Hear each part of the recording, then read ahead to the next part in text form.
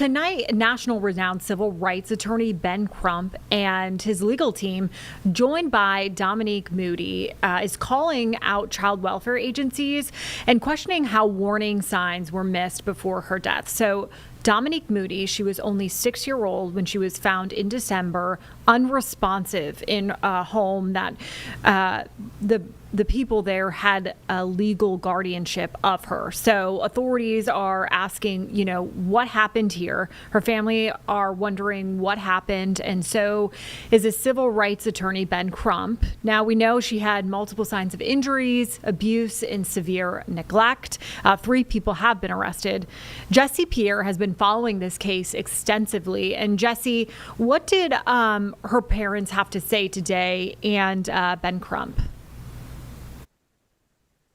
Megan. So, Dominique Moody's mom was there, a couple of family members, as well as Ben Crump and the attorney, his legal team. And overall, they're just really questioning how warning signs were missed. The 6-year-old was found 27 pounds, 3 feet, they say. She had broken bones. She had bruises all over her body. We do know from court records that she was forced to live in a cage, that she had different signs of like being taped up from her wrist and different parts of her body because she was taped or restrained with duct tape at times. And so we're thinking of a child who was placed in the legal care of a family member. And so the question is, where are the check and balances, right? Where were social services or any child welfare agencies as far as just checking on this child? But also, there are several reports to different agencies or child welfare agencies that the attorneys and legal teams say were called during the time that Dominique lived with her legal guardian and other adults. There were actually other children in the home. There were also several 911 calls to the home for various reasons. And so they're just really wondering how all of these different things didn't connect together to have a real check or welfare check of the child or other children in the home.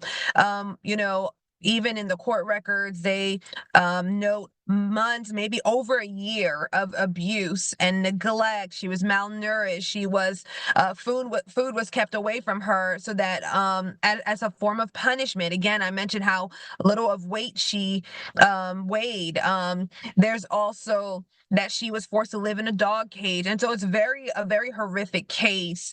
And so right now, attorneys are demanding answers from county and state child welfare services. They believe that the system that was meant to protect her failed her. And they're really questioning the I guess accountability here in all of this. And so they want to know what happened to Dominique Moody altogether, but they also want to know what went wrong because they want to prevent this from happening to any other children. And, reading these court documents, it's absolutely disturbing. I did read through them. I know, Jesse, you have as well. It is interesting to me, and I'm sure folks at home are wondering this too, about her parents, her mother specifically, because I know that she did speak. I'm sure the mother is rightfully upset that someone else was watching her child. But what did she have to say, about this, that the child wasn't with her and with somebody else and she was, taken from her?